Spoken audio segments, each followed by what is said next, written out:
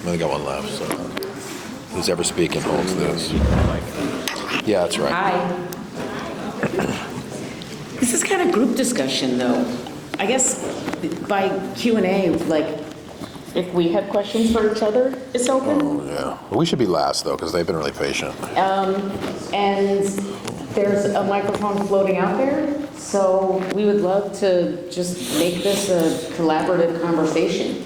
So if anybody has something to share, how they feel. How you feel? Mediocre. How's your soul? How's your spirit? Okay, so whoever it is. Hello, everybody. I just want to say it's so great to be here and it's so great to talk about this subject.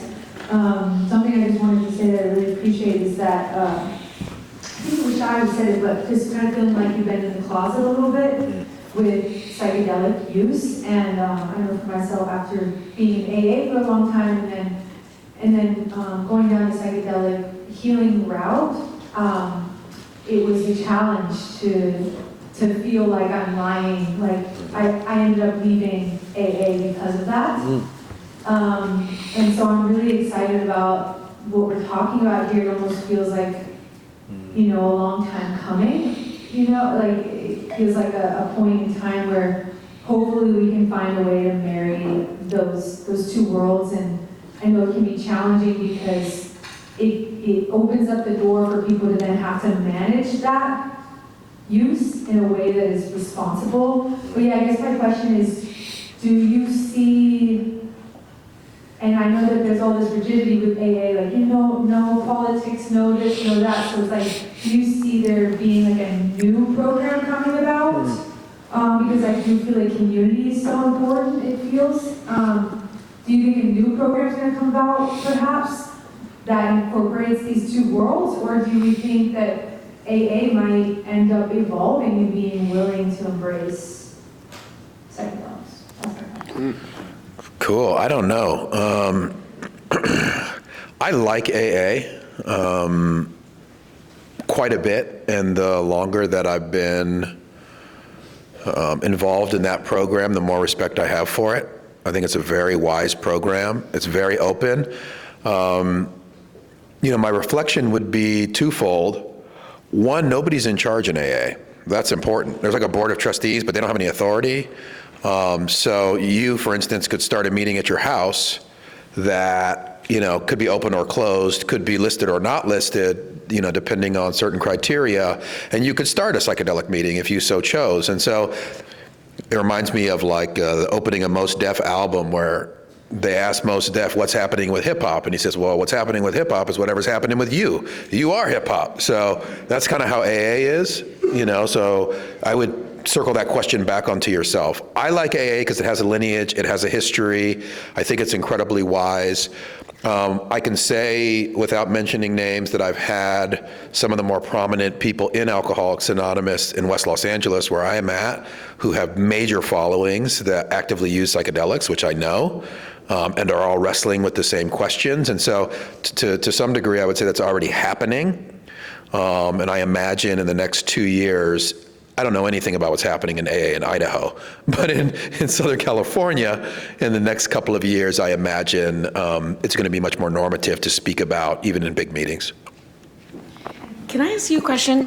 When you say AA, do you mean just AA or like AANA? Because there is psychedelics in recovery, like there is that 12-step. That's great, yeah, there is. So, but when you say AA, do you mean all the A's or just the AA? No, I mean 12-step programming in general. Okay. Yeah, and there is psychedelics in recovery, yeah. Yeah, but I also... Here, take it. I also like the idea of it not necessarily needing to be its own meeting or its own thing. And I think that there's an issue in movements in general where the more progressive, creative people drop out. And so that's why religions trend towards fundamentalism. It's why Republicans vote more than progressives. Same thing in AA. So those folks that are a little more ideological and rigid, they tend to kind of hold the tradition. They stay longer. They sponsor more people. And so traditions tend to kind of, go that way.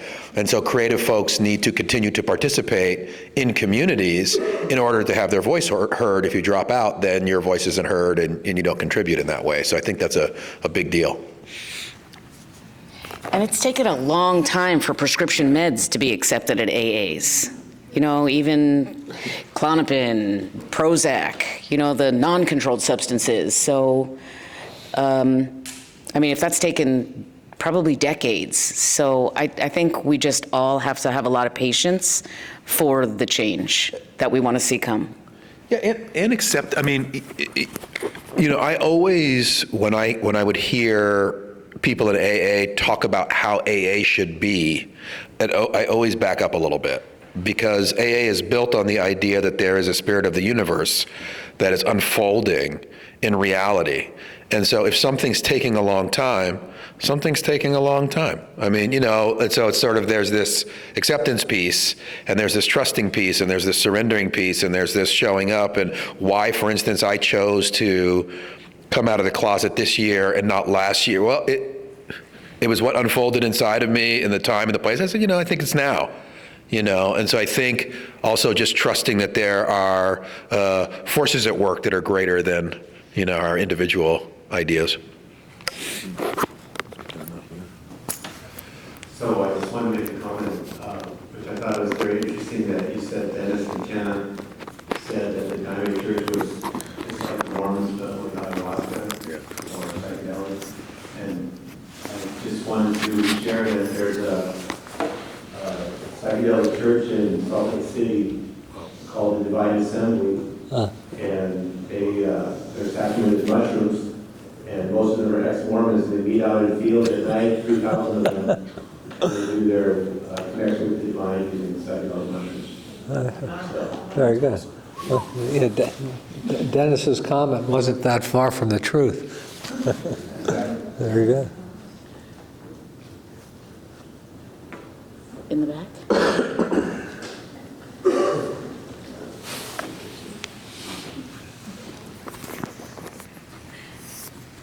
Hi. So in the spirit of Shai's riveting honesty, I'm completely torn on the subject of this, both because I completely have seen and believe that some people need psychedelics for a therapeutic process that traditional processes haven't worked with, and I've seen that. It's magic and people get their lives back. I also do intakes for a living, and the amount of people that start with psychedelics and then end up in a precarious position that they need residential treatment is also very common. If I had a magic wand, and it would require people with a lot more letters after their name than me, there would be some kind of therapeutic process that would mean that someone, in order to get these things, and granted I know it's subjective, but that there would be some kind of process that people would try traditional methods or be away from substances. And, with ketamine getting shipped in the mail and a lot of things that I'm sure people on the panel don't agree with, but is there any body of people, and we're at a conference right now, and I'm sure this is new, but is there ever any kind of movement amongst you guys that would be how to take something and create a process for people to do it, to avoid people in early sobriety or who are at high risk to not go into these things that could lead to something worse? Like protocols. Yeah, like a protocol, because again, there's a lot of people who we all know are not ready for something like this. But also, how do we take that from being subjective and create a process? Yeah, I was gonna say. So I'm of two minds as you ask that, because the clinician part of me is so into that as a research question. Yeah, no doubt we could look into biomarkers and take the demographics, and down the road we'll be able to work up the sort of epigenetic profile to understand predictors, and that kind of personalized medicine is probably a thing. And yet at the same time, I'm afraid that risks too much focus on the individual. I was really influenced by this book called Drunk, like a kind of a social history of alcohol. And it described how there's something really unique in the modern relationship with alcohol in that it is outside of custom and ceremony and context, and that throughout so much of history, alcohol is shared as a use among essentially most every culture historically and around the globe, but it's always wrapped in an enormous framework of this is when and this is how, and it's only appropriate in these situations. And yes, we all do it, but there's a really a shared sense of understanding. And for me, that's what's missing the most in terms of our society's relationship with these substances. Isn't the who's allowed and who's not allowed, but how do we all think about these? What is the kind of cultural container that we're all participating in? And that's going to constrain use ultimately far more than withholding or providing to an individual, counting on sort of the network to hold us. Now, we don't have that in place. We got to figure out how to invent that as a society, but for me, that's the long run picture. Yeah, I think, my Casey, I have the same experience. Now, I would say, I don't do stabilization, but probably less than 10% of people that I see coming in are coming in with psychedelic-induced fill in the blank, at least solo. Ketamine's growing, but the other one's not as much. It's illegal. And so I think that, the biggest issue is we don't have medical, therapeutic, religious contexts where people can participate in a way that feels safe. And so often what we'll see is very fragmented people who have major issues beyond psychedelic usage, who are including psychedelic usage in a plethora of kind of chaotic behaviors, and they show up psychotic or tripping or whatever's going on, and psychedelics are in there, but at least that's my experience. But there's a whole lot going on with this subset of people that end up going to stabilization and treatment, usually of which only, at least in my experience, a part of it is psychedelic usage. And a part of it is mental health issues and other substances and all kind of stuff. And so I really like the idea of how do we start to introduce a new generation to these medicines in a different context than the one you and I grew up in. And so, alcohol, crack cocaine, heroin, methamphetamine, in my opinion, are almost always bad. There's like so few good use cases for that. They narrow your consciousness, they dim your empathy, they shut you down, they shut you off. Plant medicines have the capacity to help you grow in empathy and experience love in ways that maybe you have a difficult time accessing. They can allow you to become more conscious and more aware, not less aware. So there's a set of medicines that are healthy potentially for your mind and for your heart, used in the right context. If in this generation we create cultural containers where people are introduced to these medicines in some kind of ritual form, in some kind of rite of passage or whatever that might be, the whole context of how we think about drugs is different suddenly. And so that's kind of what I'm interested in. I was a rabbi, so I'm interested in kind of, religious church models. I'm interested in church religious therapeutic models. I was talking about psilocybin clinics instead of Suboxone clinics. That would be, to me, a very interesting thing. If there was meditation, microdosing psilocybin, large community doses. I mean, these Suboxone clinics and the methadone clinics cost a lot to run. There's private equity involved in distributing methadone to, 2 million methadone addicts. It's like, wow, what would it be if we could mimic that kind of model, but make it, better set and setting, and more meditation and more connection. So to me, these are the conversations to be having about how we build that out,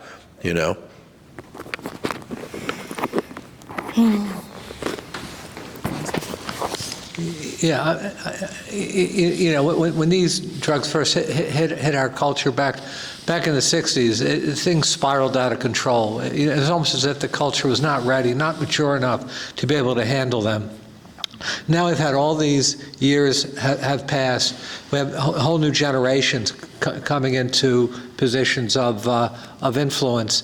And I think that now's the time to demonstrate how to get it right. We didn't get it quite right the last time. How to get it right now. And one issue is to really work hard on minimizing risk, knowing what those risks are. There are risks. There are mental health risks. You guys have talked about dealing with people psychotic who are really ill-prepared, a lot of underlying vulnerability, taking it in the wrong context, and also maybe not attending to sufficiently to optimal setting and dosage and intention. Intention is critical. You know, if you just want to take one of these compounds to have a wild time, to lose your boundaries, more likely than not, you're at higher risk for going off the rails. On the other hand, if your intention is for healing or for a genuine spiritual experience, the outcomes often generally deliver to what if you had worked on your intention ahead of time, what that is. So these compounds have a lot of potential to heal, to transform, but they also come with implicit risk that people, for people who may not take them seriously, they may get in over their heads, may not understand the proper structures that are needed, proper preparation, proper boundaries, establishing and maintaining appropriate ethical conduct throughout, not breaking those kinds of boundaries. This is all very important. And finally, after decades of it being an unacknowledged phenomena in our culture, we're finally starting to talk about it. But there's a lot of work to be done. My generation is handing the staff to the younger generation. Here you go. And we expect you guys to get it right, even if we didn't. I want to say one thing. Casey, I just want to say, because both of us work in residential treatment, one of the things that's so disheartening if you work in residential treatment is that 90% of the people that are coming to treatment don't want to be there. And you spend 80% of your energy trying to convince somebody to get the treatment that they need. I mean, this is it's so frustrating. It's like, come on, this is our life, right? Every single day, it's like somebody's paying for your treatment, you're here, you don't want to be, it's so crazy. And to think about a treatment that people might actually be interested in, this would be a whole new dynamic at Refine Recovery if they actually wanted to be there. It could be, and actually, you made a really good point. It almost feels like a process to disillusion people from maybe who have ill intent. It's more than anything. And to me, that would be the part of the process. I get what you're all saying, changing cultural things, which I feel like even today we're doing. I've never heard somebody who's openly shy, a pillar in the community to speak openly about it, which kudos to you. But obviously that's a bigger change. I just mean the process that could possibly, take people, it will take them longer to have to go through that, so it may disillusion them from the people who are trying to do it. That's maybe more of what I meant. But yeah, thanks. Any arguments?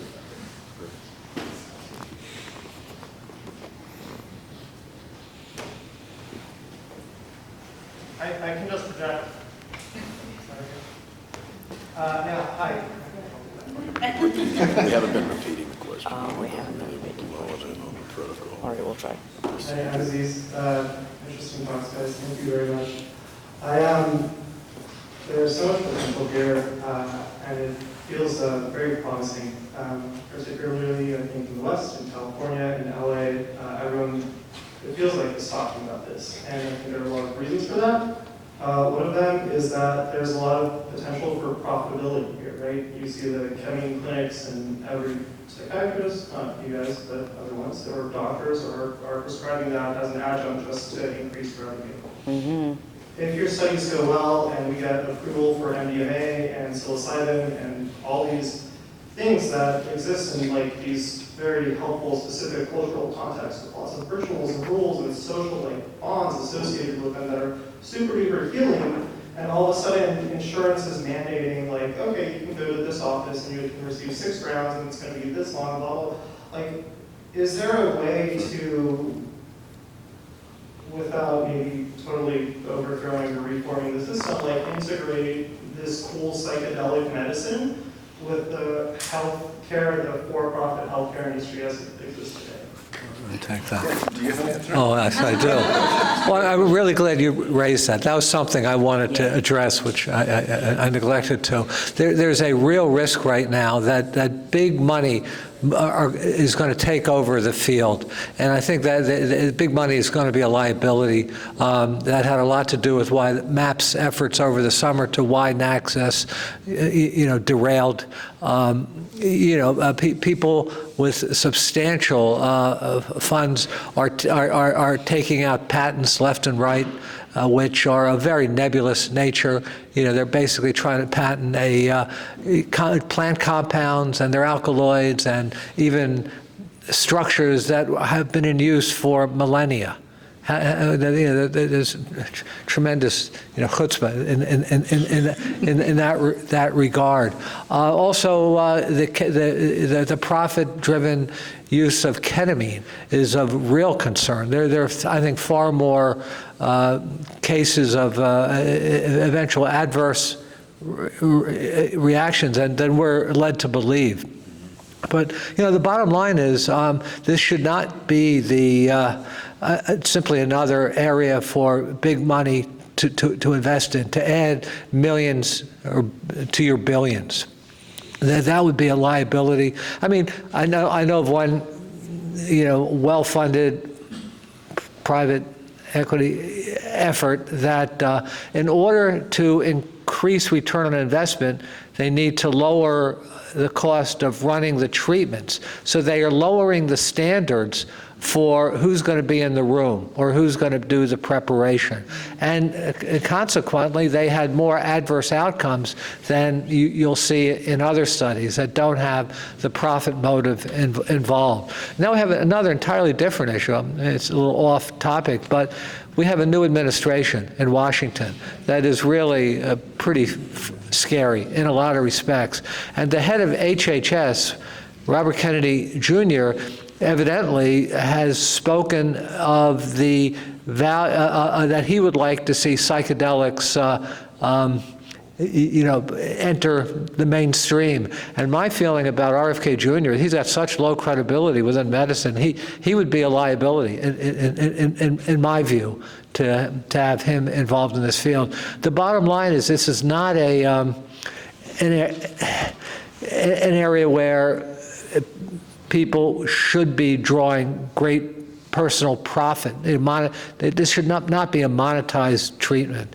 And also, I really think we need to pay attention to where do these compounds come from. In their plant form, they were ritual sacraments in native indigenous peoples around the world for millennia. These are the people who have been the most persecuted, the most marginalized, the most impoverished over centuries. And now their descendants are just struggling to hang on. And I think if this treatment model takes hold, there needs to be some kind of process where the descendants of the people who held these secrets in the face of tremendous risk to themselves and their families and the tribal unit from the rampaging European conquerors, that we be able to provide some give back to those marginalized groups.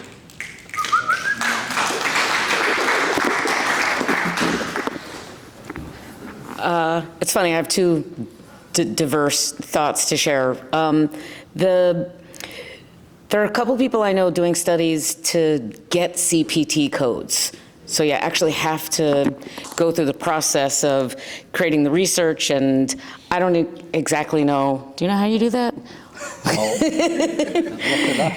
Yeah, there's like a couple people that are in the process of finding ways to be in like yet another middleman in relationship between the insurance companies and the people that can pay it out.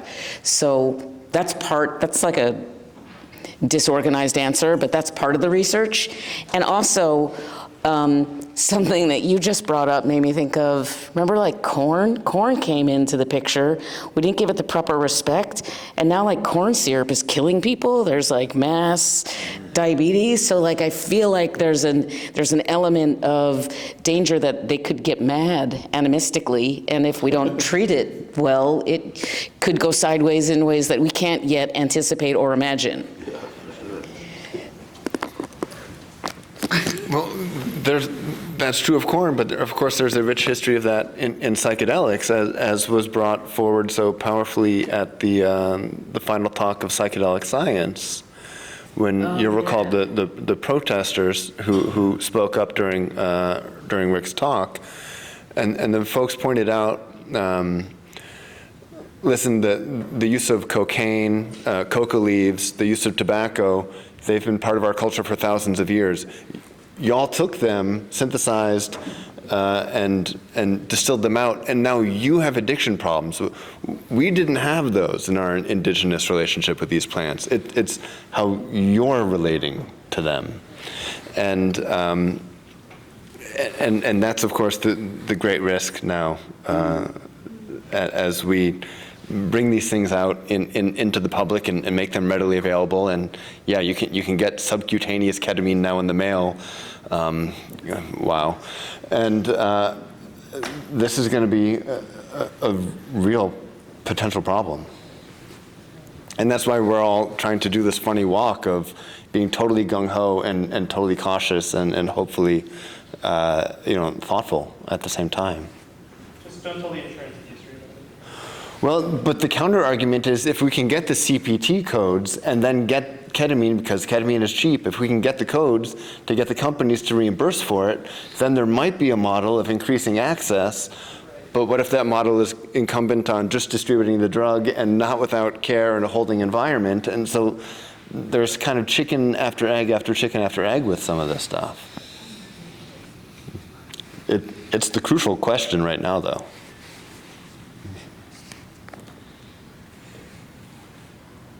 It's kind of funny that when you have a medicines that all of you have eloquently spoken about that come from cultures or that the medicine was part of cultural ritual for spiritual development or medicine for the people. But when you have, and when you have a culture that is so sick, that you mentioned, Shai, like when you're living in a narrative model where the culture is whoever has the most toys wins and money and getting more and more and more. And one of the amazing things about medicine is it teaches you to respect the land. You can. Even when I'm thinking about my own, experiences with some of these medicines, it's like I've taken back to the Amazon where the land is being raped. Literally being raped for mass profit. And the idea that this would go through any other filter unless people woke up and grew up. Because it's not enough to wake up, we have to grow up, right? And because I've seen people who have, quote, had awakenings on psychedelic medicines, and I'm not sure what the contexts were, but I could also see that they had no capacity to integrate what was happening because they weren't growing up. And then, well, I'll say this last thing because I feel this so strongly. What we witnessed when the leader of the free world, and I gender quotes, was speaking to Zelensky. When I think that is the situation that they're living in, where we will do whatever it takes in the Western world, not all, and at least our part, to take and rob the land when the medicines are the thing that you're taught that I heard, gives you access to animism, that everything is alive and living. But we're a minority voice so far. And the other thing I want to say, thank you for speaking up. I've been sober for 43 years. I've been going to AA since 1975. Wow. I am not sure that I would be sober had it not been, I grew up in Panama and I picked mushrooms from the fields. And I couldn't stay sober. And mushrooms are the thing that gave me an access to the thing, the ineffability of what many of you were speaking of, that I didn't know as a beat child, as an abused child. When people use words like safety, like love, or believing in a God that was punishing. And then I was brought to a program that was saying I had to trust that. And you could tell me that to the cows come home, but many experiences led me to an experience 50 years ago that I am still living in the ripple impact of now. I've done some other experiences, but I'm just saying, I'm glad that there's a voice for this fight, but when our culture is so ill, it's hard for me to see when I see kids coming to breathe with ketamine addiction because they're buying it, they're getting it in the mail. And I'm not, maybe I'm hopeful, but I'm not that hopeful. Unless there's more of us. That's something. I'm not going to say your name just because you're on camera, but I'm going to say this woman here is the only person in LA that runs longer, deeper groups than me. So shouts out to you. You're a legend. Yeah, a total legend. And you've helped many of my friends. Yeah. Thank you.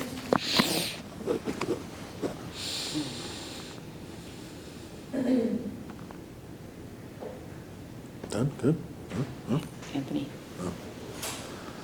But I'm trying to think of how I want to phrase this question, so forgive me if I stumble a little bit here, but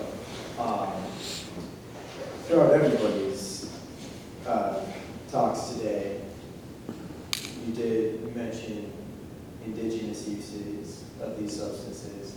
These substances are more sacraments in other cultures than anything. And as we try to put them in the Western model of therapy and treatment, I fear that we lose a lot of the stuff outside the medicine itself. Like, I think medicine is a tool during these ceremonies. The ceremony is a very important, integral part of the whole healing process. So as we try to put them into a Western medicine framework, do you feel there is room for incorporating some of the more ceremonial aspects, the indigenous processes? And then how do you feel that that would look or work in our kind of clinical settings?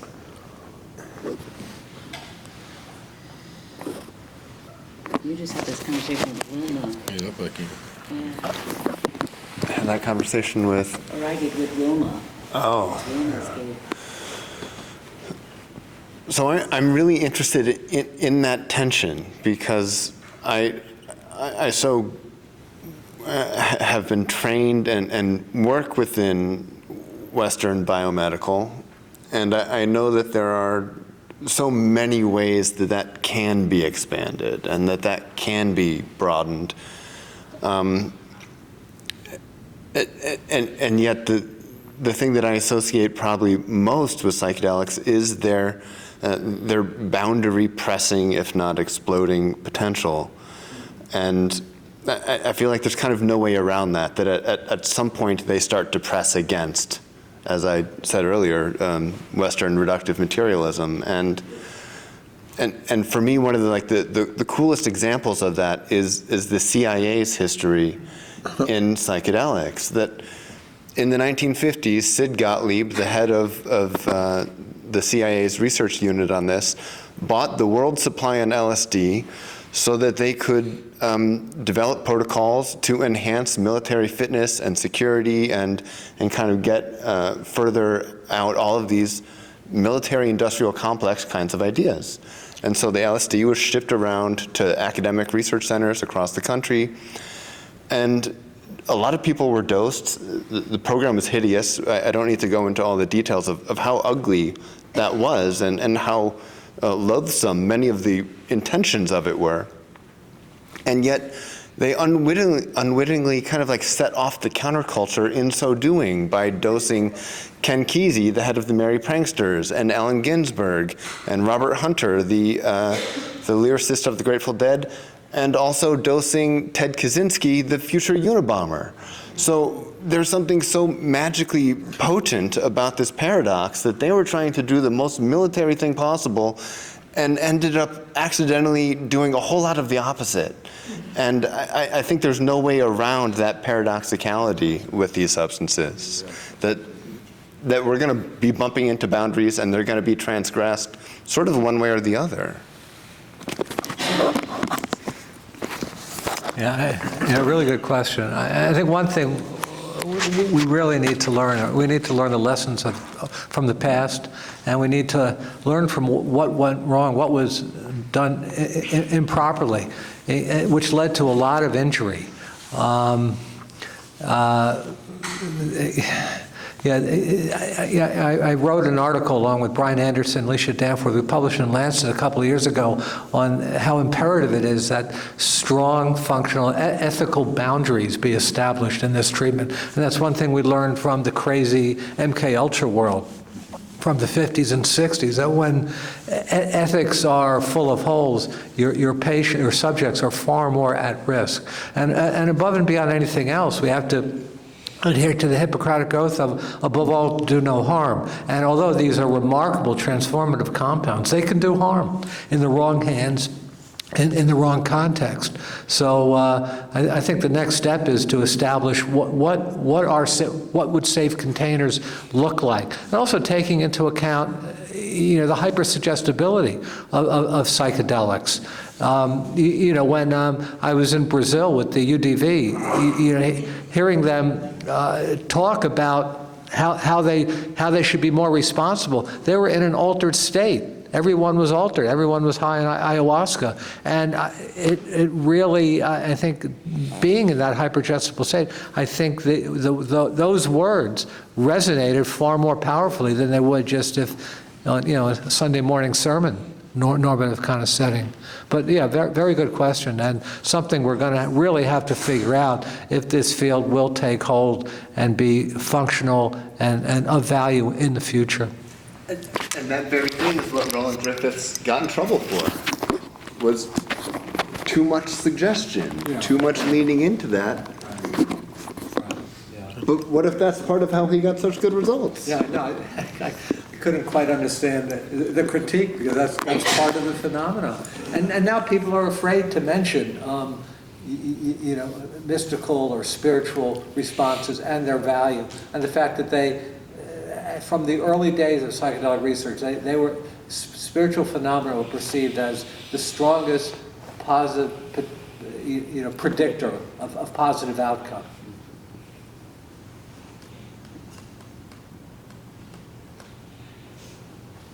Dr. B. I was wondering. I wonder when you talked about, in the same context but micro, I wonder when you talked about the kids coming in, after bad psychedelic experiences, whether you find a difference in their openness to treatment, their willingness to participate, than you do with long-term crack or fentanyl. I mean, it's varied and diverse. The ones that come to mind immediately that had significant, pretty psychotic repercussions in relationship to their psychedelic use usually are in what you'd call the paranoid schizoid position. Yeah. So there's a tremendous amount of projection going on, especially in an environment like treatment, around authority, around being understood. And so there wasn't more openness because there was so much paranoia that was happening. So you really have to meet them where they're at, move very slowly.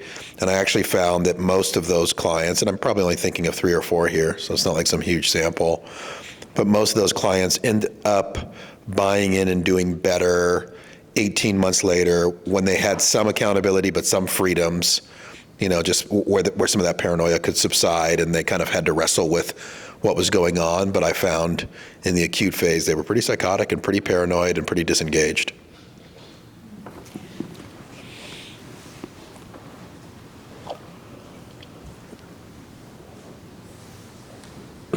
One more question?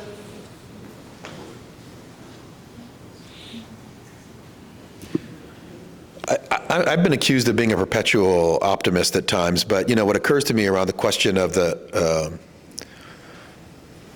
indigenous ways is, I think if we could probably travel back to, indigenous times or go visit, we would see that it wasn't a panacea. And I don't think it's known about whether they have drug addicts in small tribes or not. I mean, maybe, but having read history, I don't think any time in history was ever particularly utopian. And I think one of the most powerful things for me, just in spirituality in general, but obviously psychedelics can really assist with this, is being able to be optimistic and appreciate the good. And so there's so much good from indigenous culture, and there's so much good from psychology, and there's so much good from what we've learned. I mean, I'm a huge proponent of the West. I mean, the West is an incredible place, going back from ancient Greece all the way till now, and Europe, and this is an incredible history. And to pretend that the West's history isn't incredible, I think is ridiculous. And it's falling apart, right? But there has been so much good there. And so I really in my mind, I really like the vision of, and it's kind of, there's Ken Wilber, Wilber talks about this. How do we integrate history? How do we integrate the lessons of our parents? How do we begin to integrate that? How do we take that seriously? And I think psychedelic medicine is kind of like the thing I was trying to get at with spiritual science and stuff like that. I was like, that becomes quite a natural act potentially in psychedelic medicine, because somehow science, aliens, entities, God, spirit, they all kind of fold. David won't admit that he believes in this kind of stuff, but they but they start to fold into each other. And so I think, kind of, how do we learn to appreciate what's happening right now? I mean, I remember being on a psychedelic journey with my family and saying, maybe it's not so bad. Just talking about the world in reality. And I think there's so much resistance to that. But I think that is a really good starting place. Hey, maybe the West isn't so bad. Maybe we're not so bad. Maybe there is a way to move forward. I think that spirit is just so important, right? Because we can get so caught up in the opposite and trapped in the way we're thinking about something.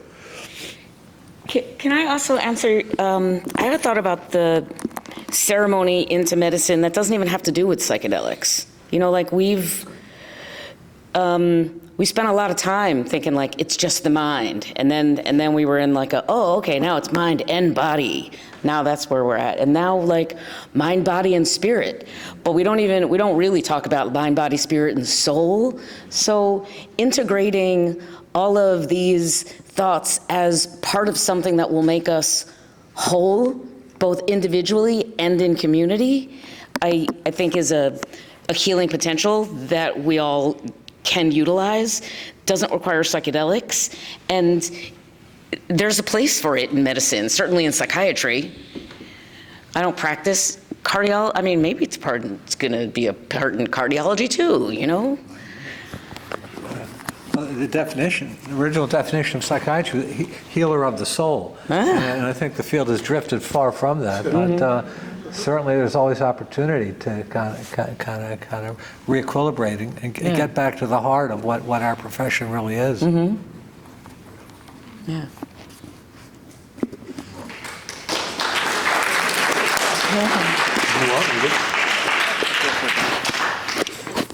Dr. Grobe mentioned the importance of reciprocity with traditional cultures, and there's a great organization named Chacruna that oversees a lot of work in this area, and this fellow that runs their reciprocity initiatives, Joseph Mays, a colleague of mine, and so he helps local peoples get all kinds of support sort of in recognition of their shared wisdom. And he described this great anecdote from someone that he was working with, a guy from a traditional context in, I want to say the Amazon, but I'm not positive. In any case, we were talking about this very kind of tension between kind of more traditional and more modern Western. And what this guy told them is he said, listen, if you have a leaky roof, you need two people. You need someone on the inside of the building to figure out where the leak is coming from, and you need someone on the outside up top to patch it.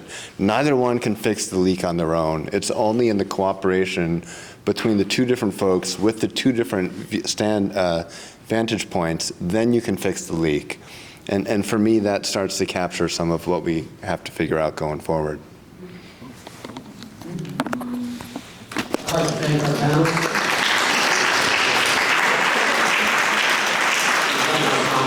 I'd like to thank Bradley T. Smith for helping us put this together. It was a lot of work. And thank you, LMU, and thank you, our sponsors. Please stop by. And these are all some of the best programs in Los Angeles. Please check them out before you leave.